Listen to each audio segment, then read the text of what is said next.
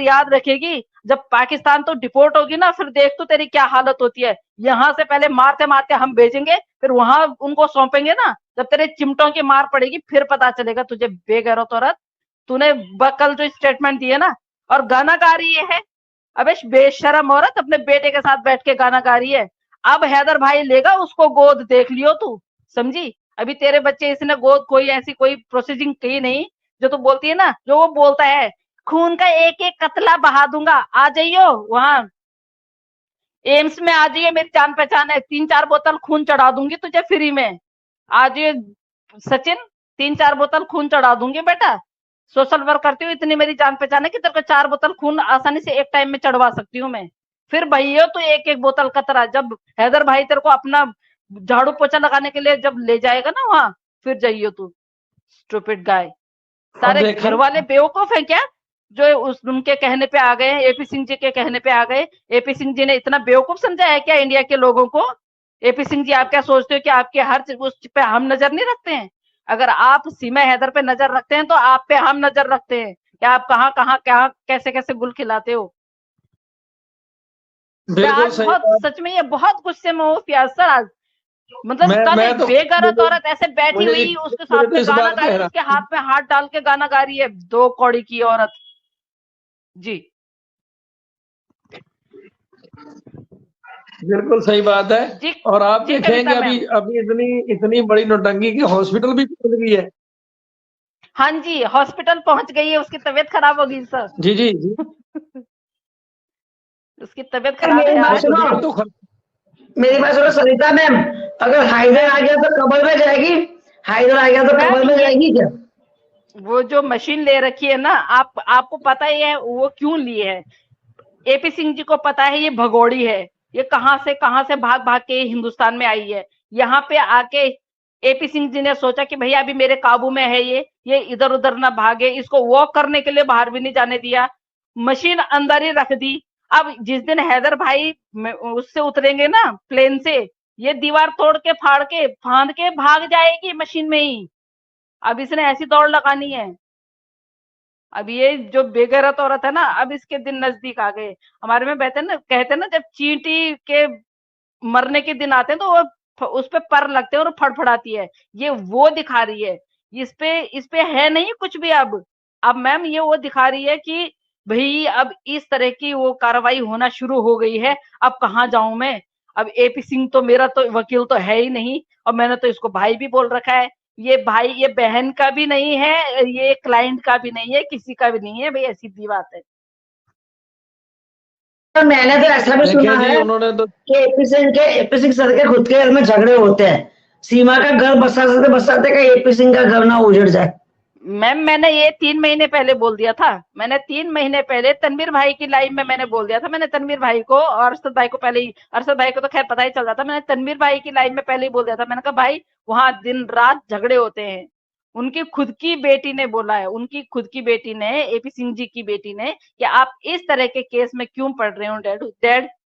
पर डैड को तो लगी हुई थी मेरी बहन घी है, इसलिए इसमें खाओ तो ऐसा स्वाद देती है। उन्होंने किस तरह के, उन्होंने और वो उन्होंने अगर वो गहराई से जाए तो उनको शर्म आनी चाहिए। उन्होंने पता किस तरह की संज्ञा दी है, किस तरह की परिभाषा दी है। उन्होंने उनको हर किसी के सामने परोसने वाली संज्ञा दी है उसके लिए। ये बोला है घी को उस दाल में डाल के खाओ तो वो उस तरह का स्वाद देती है।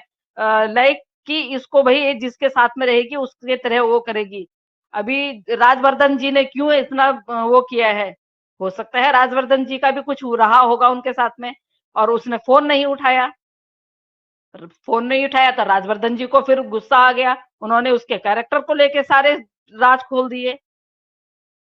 तो इस प्रकार की औरत है बिल्कुल सही। जिसके काम आ गई उसकी बल्ले बल्ले, जिसके काम नहीं आई थल्ले थल्ले। फिर उसके बाद बिल्कुल सही राजवर्धन जी बात है। जैसे आ जाते हैं पोल खोलने के लिए। इंडिया में बिल्कुल सही खूबसूरत बात है। औरतें मर गई थी तो इसको लाना पड़ा। हम्म। बिल्कुल बिल्कुल सही बात है। अभी आप देखेंगे, ये तो कह रहे थे कि नहीं, मोमिन मलिक साहब को किसी खाते में नहीं ले रहे थे, लेकिन उन्होंने तो इनको इनकी दौड़े लगवा के रख दी। और जिनको ये समझ रहे थे कि शायद ये कुछ नहीं कर पाएंगे, अभी इनके सामने इनकी जो टांगे हैं वो कांप रही हैं और वो जवाब नहीं दे पाए मीडिया मेन चैनल में। वो कहते हैं मैंने वकालतनामा मैंने पावर ऑफ अटॉर्नी कहीं घर में रखा हुआ है, लेकिन अदालत में नहीं, मैंने साइन करवा लिया था, घर में रखा हुआ है। ये क्या चक्कर उन्होंने चलाया है? पावर ऑफ अटॉर्नी आपके पास होगी तो तब घर में रखोगे ना, घर में दो थोड़ी नहीं हो जाएंगे, वो मुर्गी थोड़ी नहीं है जो अंडे आपने मुर्गी के नीचे रखे हैं और उनमें बच्चे पैदा होंगे और डबल डबल हो जाएंगे। आप मैं तो अभी भी बोल रही हूँ, अभी भी बोल रही हूँ सर, अभी भी वक्त है। एपी सिंह जी, एक बार डिबेट में आ जाइए मेरे साथ में, बस एक बार आप ये केस खत्म होने से पहले पहले एक बार डिबेट में आ जाइए आप मेरे साथ में। नहीं आपको ना को चने चबवा दिए ना तो मेरा नाम सरिता कठैत नहीं है, पहले बता रही हूँ। अभी तो अब इतना रोष और आ गया है ना कि अब इस भगोड़ी को अभी भी इसको पता है कि मेरी तो गर्दन पटरी पे जाने वाली है, उसके बाद भी इतना गर्व हम लोगों को तमाचा दे रही है उस प्यार की, उससे जो प्यार इसको है भी नहीं, उससे जो कि उस लप्पू से इसको प्यार है भी नहीं। अबे बेगैरत औरत, तू क्या सोच रही है? तेरे बेडरूम में बिल्कुल सही बात, बिल्कुल सीसीटीवी सही। कैमरा लगा रखा है, समझी ना? तो हमें इतना समझती है? तेरे बेडरूम तक में सीसीटीवी कैमरा लगा रखा है, लप्पू की वाइफ बन रही है बड़ी तू। किस मियाँ बीवी के उसमें लगाते हैं कैमरा? इडियट कहीं की, एक नहीं और दो दो कैमरे लगा रखे हैं, बेवकूफ। बढ़िया ही बोलने वाली।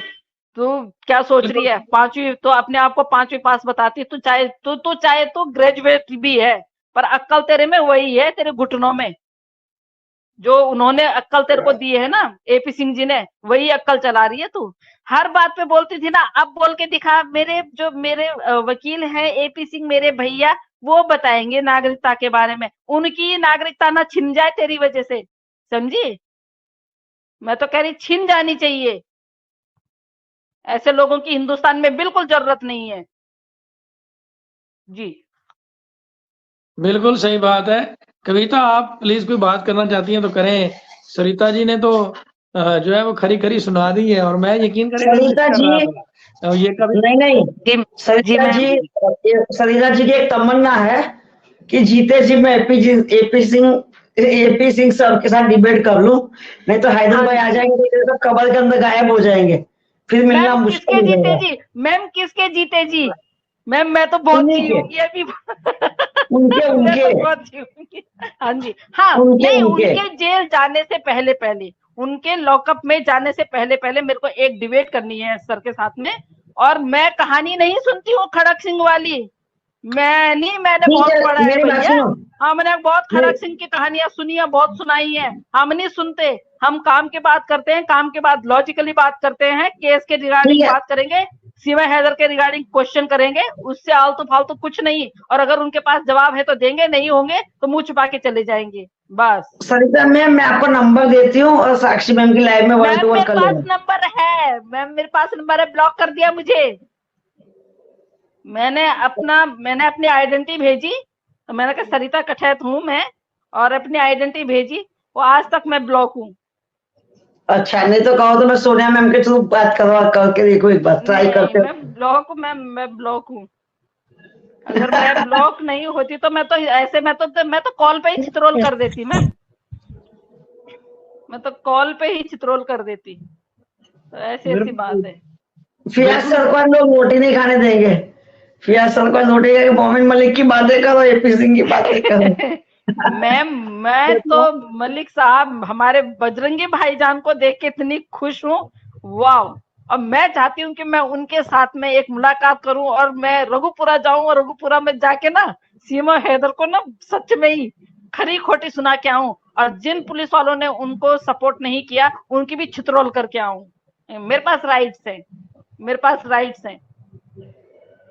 चलो फिर अपन दोनों जाते